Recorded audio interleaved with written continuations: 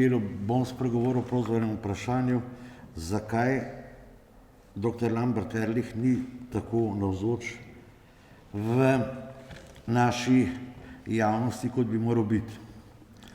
Torej, Slovenci imamo z lastno zgodovino precejšnje težave, ne le da ne poznamo, kar pravzaprav je značilno tudi za mnoge druge narode. Najhuje, kar je to, da je nismo pripravljeni sprejeti novih spoznanj.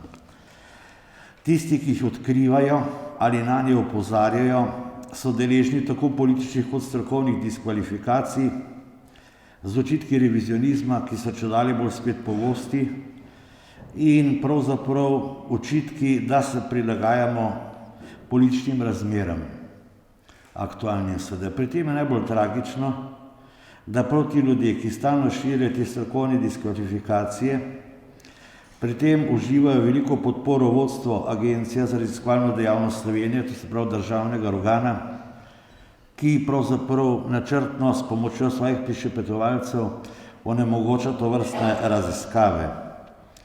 Podobno je seveda tudi na področju šolstva.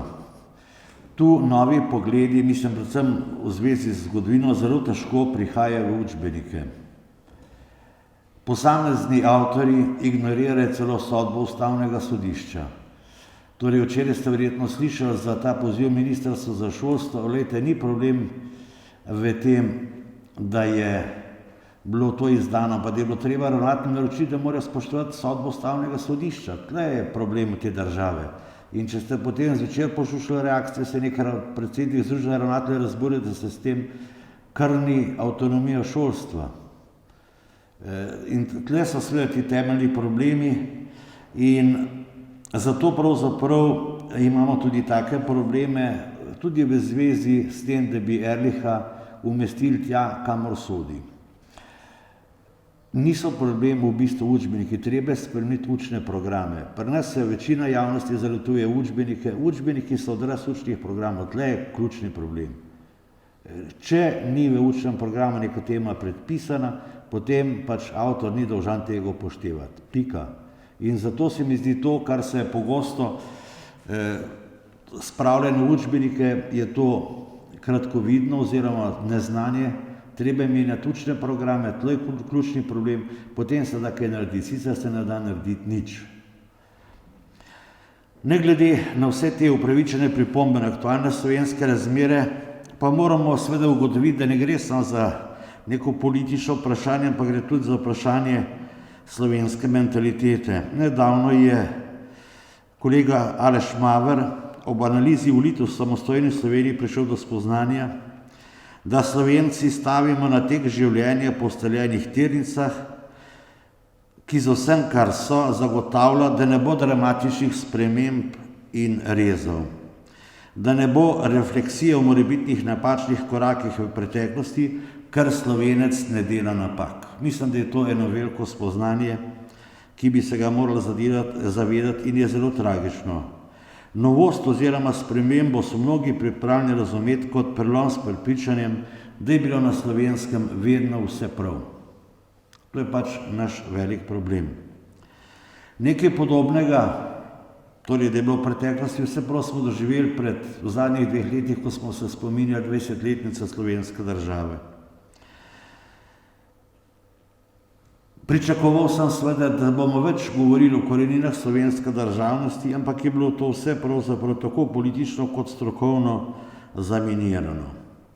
In ponovno bi se tle zatekel k kolegu Mavru, ki je zapisal, da medtem ko velika večina srednjo-vzhodnoevropskih družb, tudi tistih z območja Jugoslavije, svoj nov konsenz gradi na lastnih predvojnih zgodbah, je moralo slovenski državi pred osamosvojitveno povojno oblast prepustiti čemu novemu zelo malo prostora.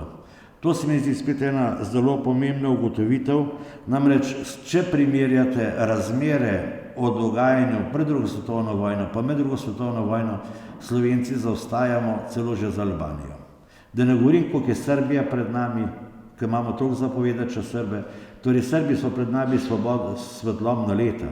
Tudi Hrvati seveda, kar je za pričakovati, ampak na Slovenske se tle stvari nikamor ne premikajo, ampak se celo zategujejo.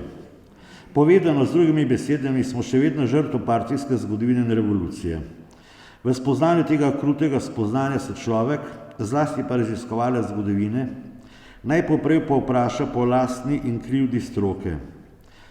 Vsekakor bi bilo lahko več narejenega, ampak ko človek pregleduje literaturo, pa ugotavlja, da je izšlo v zadnjih letih ogromno visoko kvalitetnih knjig, da se jih pa seveda veliko premalo bere in da nimajo širšega družbenega odmeva te knjige.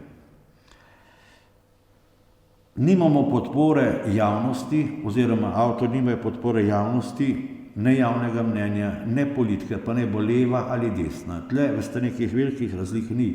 In zelo značilno je, na to moramo opozoriti, s kakšnimi težavami se spopada ta projekt po štetu žrtve druge svetovne vojne. Stalno je ogrožen, pa je čisto vse, katera oblast je. Denarja ni, treba je končati evropsko pomemben projekt, ker drugi narodi so preveliki. Tle se da pri nas, zaradi naše majhnosti, ki je naša prednost, vse natančno prešteto analizirati. Smo tik na koncu, pa se ne ve, ali bo projekt končan ali ne bo. No, to se mi zdi bilo nujno spregovoriti, ko govorimo o Ehrlichovih zaslugah za slovensko samostojno državo. Globoko sem prepričan, da v zvezi s slovensko samostojnostjo smo še zelo daleč od zadnje besede.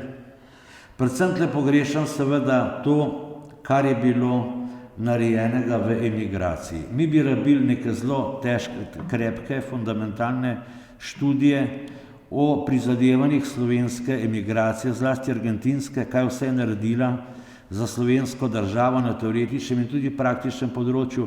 In mislim, da ravno tle, take študije še nimamo, bi ravno prišla najbolj do izraza Ehrlichova misel in pa veličina.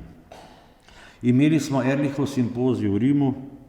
Pokojna kolegica in prijateljica Marija Vrečar je o Ehrlichu izdala monumentalno knjigo.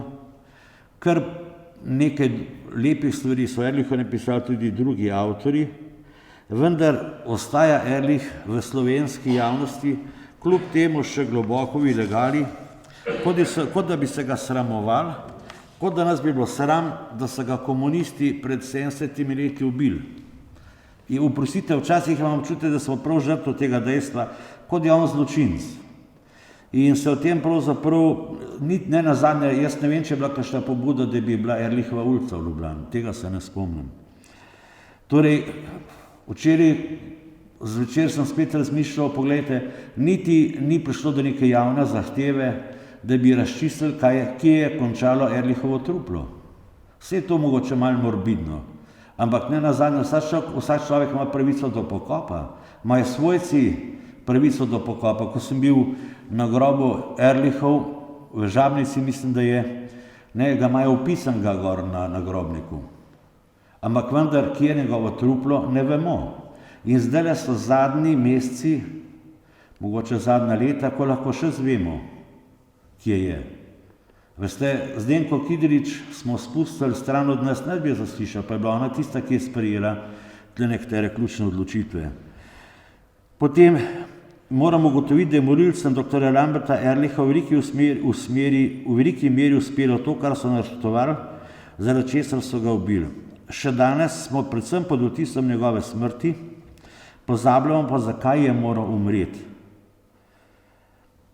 Torej, kolega in prijatelj dr. Janez Juhant je povedal seveda eno plat, ki mi je profesor Gestrin resnično povedal, in vsemu sem čedalje bolj prepričan, da je bil on edina prava konkurenca komunističnemu gibanju.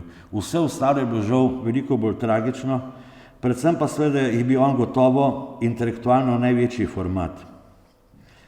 Še vedno sem prepričan, da je bil likvidiran zato, ker se je preresno lotil dela za osvoboditev vseh Slovencev in za združitev vse naše zemlje v združeno in samostojno Slovenijo.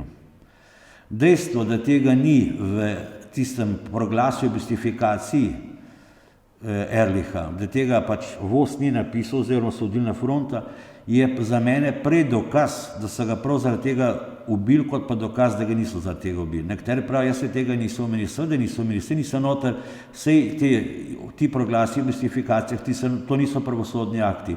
To je pač nek revolucionarni pamflet, katerega namen je bil človeka še bolj oblatiti, torej najprej ga uničiš fizično, pa ga uničiš pa še moralno. V čem je torej veličina Lamberta Ehrlicha v luči samostojne slovenske države?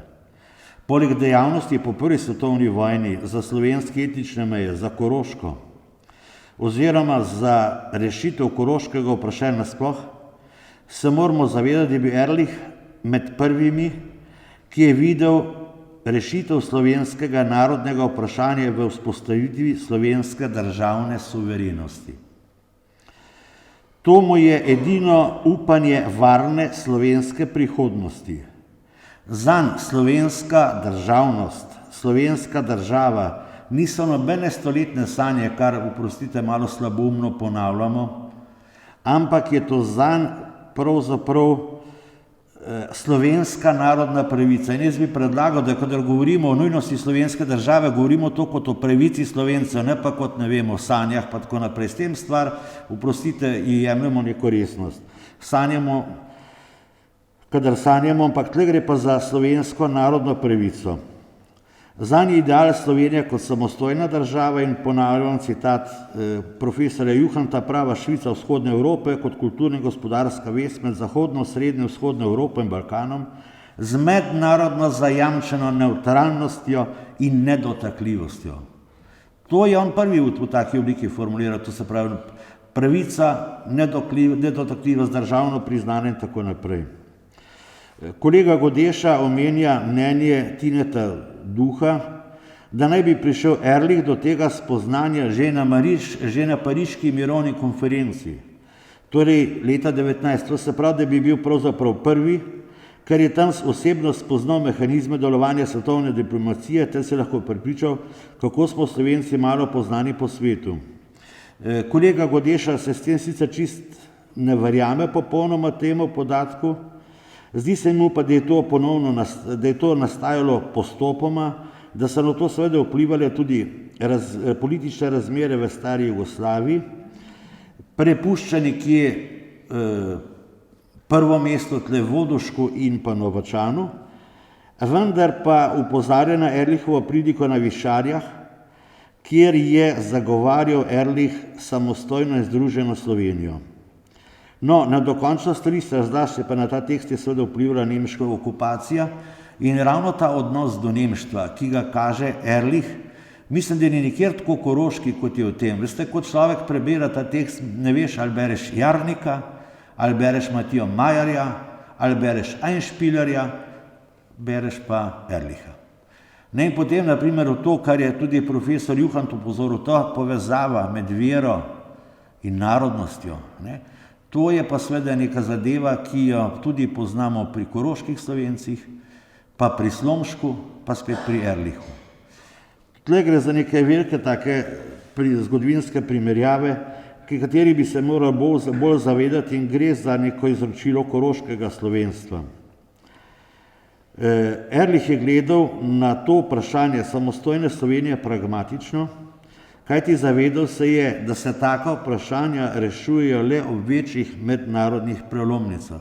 Zato Ehrlich tega v času stare Jugoslavije ni obešal na veliki zvon, ko je prišlo pa do okupacije in razpada Jugoslavije, je bil pa seveda prepričan, da je prišlo do take velike mednarodne prelomnice, ko se ponovno vzpostavlja možnost za velike globalne spremembe. Mi Slovenci smo tako spremembo zamudili seveda po prvi svetovni vojni, ker smo se obrnili v jugoslovansko smer, mi praktično razen Šuštaršiča nismo imeli nekih konceptov, pa še Šuštaršičevi so nastali tako na hitro roko in zato smo se pravzaprav zapeljali prav po krivdi, če hočete, SLS-a v to nesrečno Jugoslavijo. Mislim, da si je prav s tem, ko je začel Ehrlich poudarjati samostojno Slovenijo, pravzaprav že nakopal tudi smrtno obsodbo. Torej, ponovno bi poudaril to, da je Ehrlich bil prvi, ki je zagovarjal ilegalno slovensko vlado. Torej, Godeša prav, pa ne samo on se tle naslanja na nekatere slovenske Argentince, da je to nastalo verjetno šele novembra, ne pa maja, kot je v literaturi zelo pogosto. Vendar pa opozarja na neko predavanje, ki ga je imel pri Svetem Jožefu maja, ki naj bi izvenelo v klic nikdar več Jugoslavije. Torej, Ehrlich je osebno z Jugoslavijo, pravzaprav že zdavnaj prelomil, bila mu je nekakšno nujno zlo, čeprav se je moral seveda pred takimi očitki braniti, zlasti v okviru SLS-a, ampak tle mislim, da je izjemno pomemben. On namreč ni samo pisal, ni samo razširjal svoje ideje, ampak je tudi predlagal konkretne korake in to seveda ideja o slovenski ilegalni vladi je že ta korak.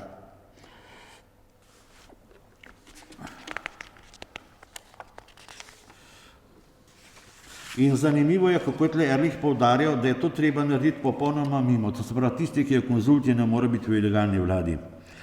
Za Ehrlicha, in spet tle je spet njegova posebnost, je bilo izhodišče za slovenski narodni program samo Slovenija in pa slovenski narod. On je z tega izhajal, ni iskal nobenih kompromisov, kaj bo pa z Jugoslavijo, pa tako naprej, kaj bo pa s Karađorđevići in tako naprej, pa kaj nas to ne nazadnje briga. Ne? On se je resnično in v tem je tudi njegova veličina. Važna je Slovenija, slovenski narod, druge vse skrb sporadično.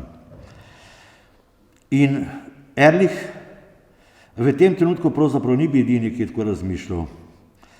Nekateri, tudi med komunisti, so bili takega prepričanja, da Slovenija mora iz Jugoslavije ven. Osebno sem prepričan, da je bilo to pri komunistih samo taktična poteza in v taktiki so oni veliki mojstri. Bili so posamezniki tudi pri SLS. Upozoril bi tle seveda na izjavo škofa Rožmana, Patra Zakrajšku, akcijo Patra Zakrajška v Ameriki in pravzaprav tragedijo, da so to akcijo za samostojno Slovenijo dejansko pokopali klerikalni politiki. Človek jih sicer razumem, ampak vendar je bila s tem narejena velika napaka, ker bi bila pravzaprav SLS nekakšen prvoborec slovenske samostojnosti. Ehrlich je izhajal iz spoznanja, da le vzpostavitev državne suverenosti, do katere ima slovenski narod pravico, lahko zagotovi nemoten razvoj slovenskega naroda, kar se je simbolično odražalo že v naslovu stražarskega glasila Slovenija in Evropa. Ne? Mi se vedno ukvarjamo z Balkan, pa jugovzhodna Evropa, pa zadnji Balkan, pa prednji Balkan in ne vem kaj. Njemu, on je pač bil dejansko Evropejc, to, kar bi vsi želimo biti, pa vsi bi pa še z objema nogama tiščali v Jugoslavijo. Tedajni iskanje rešitev stalnega vprašanja kaže, da se je za Ehrlichovo zamisel očitno navduševal dokaj velik krog ljudi in ta krog bi bilo treba ugotoviti. Jaz se tle spomnim svojih pogovorov z akademikom, tem umetnostnim zgodovinarjem, oprostite, malo mi skleroza dela. No, ampak on je bil tudi prepričan, da je to nujna zadeva, on je bil sicer v partizanskih vrstah, ampak mi vemo pravzaprav, da do zasedne Avne Bihača so tudi komunisti zelo na to struno igrali, potem so pa zaprav pod to taktiko pustili, ker niso več rabili. No, rad bi še upozoril na to, da je ta ključni dokument, na katerega je že tudi dr. Juhant upozoril, to je ta znameniti njegov sestavek Slovenski problem, ki je bil napisan novembra 1941. Prvi del je seveda, mislim, da ta je datiran, potem pa na temu sloni pa še nek povzetek, ki pa je nedatiran. In moram reči, da ta tekst bi morali vsi Slovenci poznati. Ko sem ga prebiral, seveda ne prvič, sem se spomnil leta v predvojnih čitankah, to bo se nekateri vedeli, je bil vedno objavljen Slomškov govor Dolžnost svoj jezik spoštovati, ki ga je imel na Jarnikovi zlati maši v Mosburgu. Mislim, da je leta 1939-1800. In ko človek prebira Ehrlicha, bi moral pravzaprav ugotoviti, da bi te Ehrlichove teze za samostojno slovensko državo morale priti tudi v učbenike, da bi pravzaprav ljudje videli, kako se te stvari razmišlja, kako se jim streže in kaj pravzaprav tle treba narediti. V zvezi s tem dokumentom bi rad še opozoril na dve stvari. Prva je ta, kako je pravzaprav Ehrlich hotel razširiti Slovenijo 16.000 na 39.000 kvadratnih kilometrov. Torej, tle bi seveda prišel problem koroške etnične meje, vemo, da je zelo zapleten, ampak vendar po enih podatkih ne bi s tem prišlo celo okrog 1 milijona neslovencev v slovensko državo, ampak jaz v to številko ne verjamem, ker gotovo se bi določeni ljudje spet pokazali za Slovence, kar so bili, ampak meja gre pa zelo visoko, Table, Beljak, Šentvid, Dekše, Lavament, Lučane, Špiljež, Šentgotthard, potem vidimo, glej, spet tabla, ampak pogledajte na vzhodu, Raba, Varaždin. Medžimurce smo odpisali, kot jih nikoli ni bilo. In če človek danes sproža vprašanje Medžimurja, pa Medžimurcev, kaj so, pravzaprav si že napol razglašen za čudaka. Kar me pri njemu še izjemno navdušuje, je razumevanje Trsta. Torej, Trst, če pogledate zgodovino Trsta, tle se krasno vidi, kako pravzaprav Trst brez slovenskega zaledja nikamor ne more. Saj danes je tu mesto najstarejših prebivalcev Italije. Medtem, ko seveda mi se zdaj mučimo s tem Koprom, ampak Erlich je bil poleg Šušteršiča, koliko zdaj se na hitro spomnim, en izmed redkih, ki je stalno poudarjal pomen Trsta za Slovenijo. No, potem seveda ne bom bral tega dokumenta, ki sem ga pripravil, ker ga je že profesor Juhant v glavnem predstavil, ampak bi pa le upozoril na to, pravi kulturno življenje, torej jaz sem osebno prepričan, da je on te variante, torej s neko Balkansko federacijo, potem pa ta pas teh držav od Baltika do dol, to je pač on predvidel kot neko možnost. Osebno mislim, da je bila njemu prvi cilj samostojna Slovenija, potem pa bo, kar bo. Ampak to mu je bil cilj. Brez tega on nikamor ni bil pripravljen se vključevati. Torej, samostojna mednarodno priznana Slovenija. V tem je njegova prvi on v tem, ki te stvari tako ostro postavi. Ampak potem pa pravi, da naprimer podari, da morajo korenine slovenske tradicije rasti torej slovenske kulture rasti iz slovenske tradicije, potem seveda opozarja na slovensko izročilo, na položaj vere v slovenski družbi, ki mora biti nad politiko. Tudi tle se mi zdi zelo pomemben in tudi tle se mi zdi erlichovstvo kot duhovno gibanje izjemno pomembno in potem on zaključuje ta povzetek tega svojega znamenitega dokumenta, da so načelo o enakopravnosti vseh narodov vsebovane v Atlantski izjavi in da so te izjave pravzaprav jamstvo, da bo tudi slovenski narod dobojeval svojo tisočletno narodno pravdo. Torej, da končam, slovenska država je, kakršna je zelo daleč od Erlichovih predstav, tako glede meja kot glede vsebine. Vendar je on do teh predstav lahko prišel, ker je bil en izmed redkih Slovencev takrat, ki je razmišljal v evropskih oziroma svetovnih okvirih. Torej, Erlich je izrazito evropski format in v tem izstopal od drugih politikov, tudi od Cankarja, ki je bil pravzaprav njegov učenec. Kuharja se mislim. Potem presegel je našo običajno politično oziroma intelektualno majhnost, kar nas najbolj hromi. Če je bilo do samostojne Slovenije mogoče priti le v dejstvu globalnih svetovnih sprememb, bi seveda morala tudi naša Slovenija se gibati v teh svetovnih okvirih. In vidite, ravno pravzaprav ta nacionalni interes in tako naprej, seveda v narekovaju, to pravzaprav vidimo, kako se pa nas neprestano spopada ta evropska pot, evropska smer, ki je Erlich zastopal, in ta, če hočete, komunistična majhnost, kjer tudi mi sami pogosto nasedamo. Torej, zadnji stavek. Dr. Lambert Erlich sodi v luči slovenske osamosvojitve v vrh slovenske politične misli. Je nadaljevanje, upam pa, da ne konec, velike koroške slovenske politične tradicije, ki je začel Urban Jarnik, ki sta je nadaljevala Majer in Špiler in ki je do zdaj Erlich. Upam, da ni bil zadnji med koroškimi Slovenci, ki je k temu prispeval. Namreč to veste, da stalno rad poudarjam, da Ljubljana je postala glavno mesto Slovenije, če je hotela ali ne, in Ljubljana pravzaprav je tudi glavni krivec, da se Slovenija nikamor ne premakne. Jaz osebno sem prepričan, da ne glede na uspeh današnje prireditve in odmev, Erlichov čas šele prihaja. Ko se bomo mi nehali toliko ukvarjati z Jugoslavijo, s tem pa se bomo bolj ukvarjali s Slovenijo, bomo pravzaprav na novo odkrili tudi Erlicha in res njegovo resnično izjemnost. Bi pa predlagal za konec samo en sklep.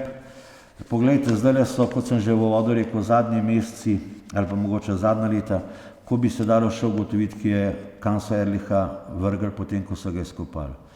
Predlagam, da bi pač napisali nek javni poziv, silno kratek, predsedniku države, da naj za to poskrbi, kajti v njegovem okolju so ljudje, ki vedo, ki je to. Mislim na Zdenka Rotarja seveda, kajti po mojih informacijah Mitja Ribičič ima že, pač samo starost pozna, Zdenko Rotar pa kolikor vidim pa berem, pa kot ga vidim na cesti, pa je pa mentalno še silno živ. Zdaj v jesen bo izdal spomine, ne vem kakšne, vem pa, da so že skoraj v tisku. In on je po mojem mnenju en izmed zadnjih teh velikih uslužbencev Udbe, ki ve, ki je Ehrlichovo truplo. Torej naj povej, ali res ki je na Krasu, ko sem sam poizvedel, ali pa končalo v klej fabriki. Tako, hvala lepa.